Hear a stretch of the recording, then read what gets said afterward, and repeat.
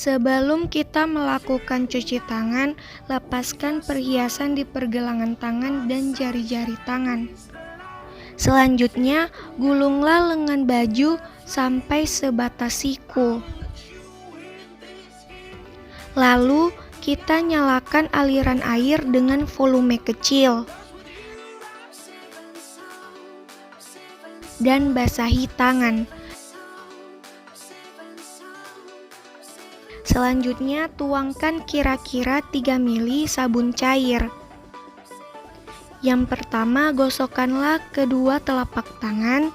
Kedua, gosokkanlah telapak tangan pada punggung tangan dan sebaliknya silih berganti. Ketiga, menghadapkan telapak tangan dan mulai menggosok sela-sela jari. Keempat, gosoklah jari-jari dengan memasukkan jari-jari tangan di sela-sela jari sambil menggosok. Lakukan secara bergantian. Kelima, gosoklah kedua ibu jari dengan memutarnya, dilakukan secara bergantian. Keenam, menggosok ujung jari tangan pada telapak tangan, lakukan secara bergantian. Ketujuh, gosoklah kedua pergelangan tangan secara bergantian. Bilaslah kedua tangan dengan air yang mengalir, mulai dari ujung jari sampai ke siku.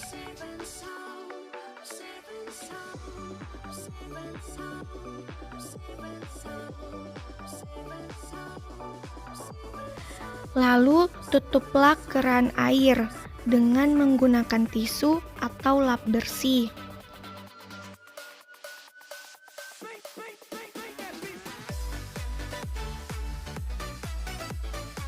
Kemudian, mengeringkan tangan dengan menggunakan tisu atau lap bersih.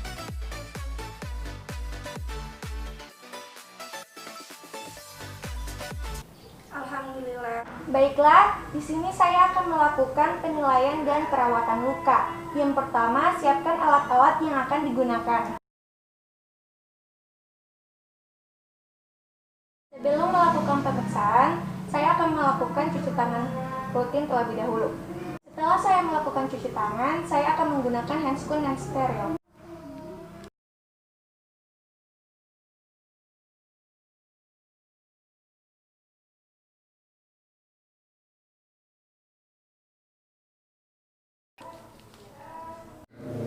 Selanjutnya, saya akan melakukan anamnesis, pemeriksaan fisik, dan penilaian luka. Permisi Pak, kalau boleh tahu nama Bapak siapa? Oh, Pak Kelvin. Pak Kelvin umurnya berapa? Oh, 20 tahun. Kalau boleh tahu Pak Kelvin, itu lukanya terjadi karena apa? Oh, terkena nomor plat yang sudah berkarat. Oh, Pak Kelvin, kalau boleh tahu itu sudah berapa lama? Oh, baru beberapa jam yang lalu. Oh, jadi lokasi luka Bapak itu terdapat di musculus rectus femoris. Jenis lukanya itu terbuka kronik, bentuknya memanjang, ukurannya kira-kira 3,5 cm, lebarnya 1,5 cm, dan kedalaman luka itu 1 cm. Tidak ada tunneling atau fistula, tidak ada eksudat, tampak adanya inflamasi non-purulen, tidak ada jaringan mati, tepinya itu reguler. Selanjutnya saya akan melakukan penilaian VAS. Permisi Pak, saya akan melihat dan akan menekan luka Bapak. Dari skala 1 sampai 10, kira-kira skala berapa yang Bapak rasakan? Oh, 6 di. Oh ya. Jadi yang bisa saya simpulkan, luka Bapak itu termasuk nyeri sedang. Selanjutnya saya akan melakukan perawatan luka. Permisi Pak, di sini saya akan mengganti perban Bapak. Apa Bapak bersedia? Kemudian saya akan menyusun peralatan di meja tempat tidur. Yang pertama ada betadine, ada larutan NaCl, ada plester, ada kapas, dan ada juga gunting. Setelah itu saya mengambil tempat sampah medis dan menaruh kantung plastik sekali pakai. Dan buatlah lipatan di atasnya. Kemudian saya akan menutup ruangan dan tirai tempat tidur, semua jendela tertutup, dan bantu pasien dengan posisi yang nyaman. Sebelum saya melakukan pemeriksaan, saya akan melakukan cuci tangan 7 langkah, lalu menggunakan handscoon yang bersih. Selanjutnya saya akan melepaskan plester dengan melepaskan ujung dan menariknya secara perlahan. Bila terjadi kesulitan saat melepaskan plester, kita bisa menggunakan cairan NaCl.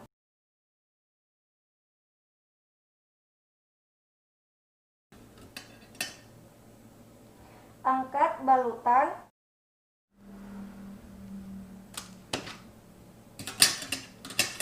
Kemudian buanglah balutan kotor pada kantong sampah medis. Hindari kontaminasi penutupan luar kantong. Lalu lepaskan sarung tangan dengan menarik bagian dalam keluar. Dan buanglah ke tempat sampah medis.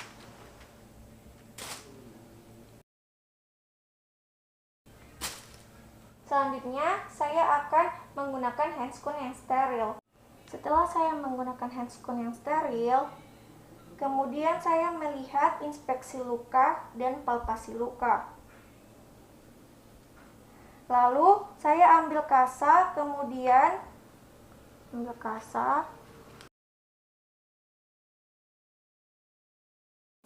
kemudian kita bersihkan luka dengan menggunakan larutan NaCl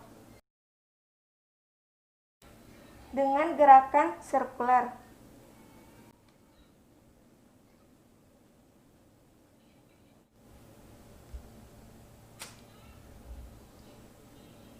Setelah itu saya mengambil kasa yang baru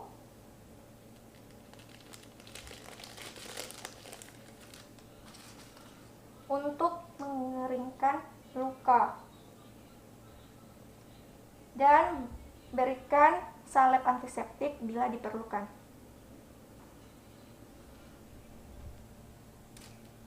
Pasang balutan steril kering pada letak luka dan gunakan plester di atas balutan.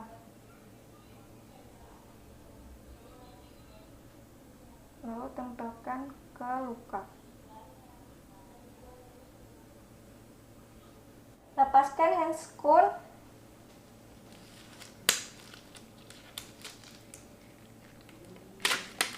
dan buanglah ke tempat sampah medis.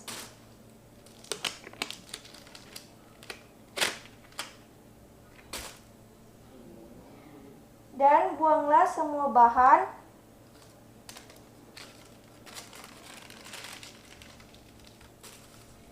dan saya akan bantu kembali pasien dalam posisi yang nyaman. Setelah itu, saya akan mencuci tangan 7 langkah. Alhamdulillah, bismillahirrahmanirrahim. Di sini saya akan melakukan penilaian injeksi dari vial. Yang pertama, siapkan alat yang akan digunakan. Setelah itu, saya akan mencuci tangan dan menggunakan handscoon. Yang pertama, ambillah vial, lalu lepaskan penutup logamnya. Lalu ambillah kapas alkohol.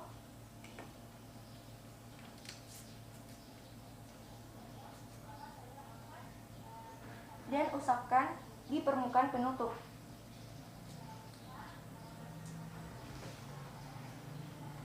Lalu kita taruh ke sampah medis. Selanjutnya saya akan mengambil jarum suntik dan melepaskan penutupnya. jarum suntik kita hadapkan ke atas dan kita tarik penghisap secara pelan-pelan ke belakang agar udara masuk ke dalam jarum. Selanjutnya, baliklah vial seperti ini dan tusuk jarum suntik ke bagian tengah vial. Kemudian kita tekan agar udara yang tadi tercampur ke dalam vial. Selanjutnya kita tarik secara pelan-pelan sebanyak 0,5 cc. Lalu lepaskan secara perlahan-lahan. Kemudian jarum suntik kita hadapkan ke atas dan kita sentil seperti ini. Jika terdapat gelombang udara, kita tekan seperti ini. Dan jika tidak terdapat gelombang udara, maka kita akan melakukan tahap selanjutnya. Kemudian jarum suntik kita tutup kembali. Lalu jarum suntik tersebut kita letakkan di stainless.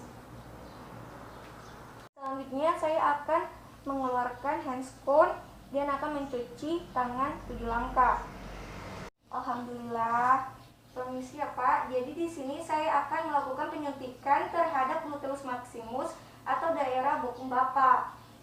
Maaf Pak, pemeriksaan kali ini Bapak akan merasa tidak nyaman karena saya akan mengeluarkan sedikit celana Bapak dan saya akan memposisikan Bapak senyaman mungkin.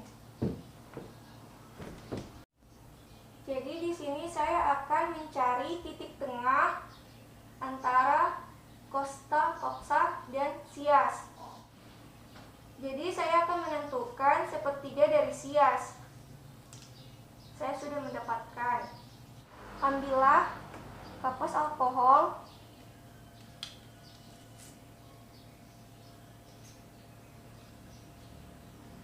Lalu kita usapkan ke daerah yang kita suntik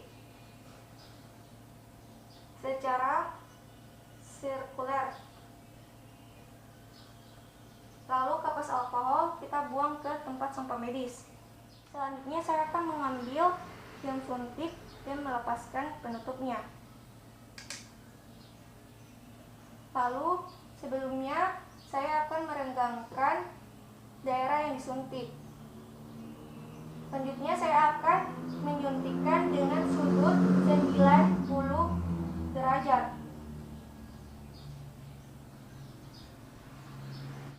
Selanjutnya saya akan melihat apakah adanya aspirasi dengan cara dikeluarkan jarumnya sedikit.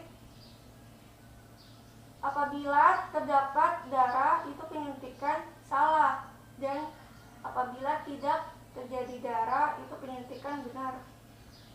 Nah, di sini penyuntikan kali ini tidak terdapat darah. Lalu saya akan melakukan penyuntikan. Lalu kita ambil kapas alkohol, lalu suntik, dikeluarkan secara cepat, dan kita tutup dengan menggunakan alkohol dan usapkan secara sirkuler yang sudah disuntikan tadi. Kapas alkohol akan dibuang ke tempat sampah medis. Penyuntikan sudah selesai dan saya akan merapikan celana Bapak. Dan saya akan membuang sampah-sampah medis ke sampah medis. Lalu kita bersihkan alat-alat medis.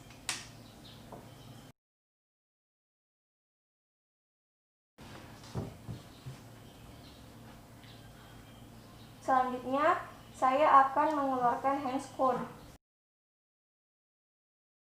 dan kita taruh ke tempat sampah medis.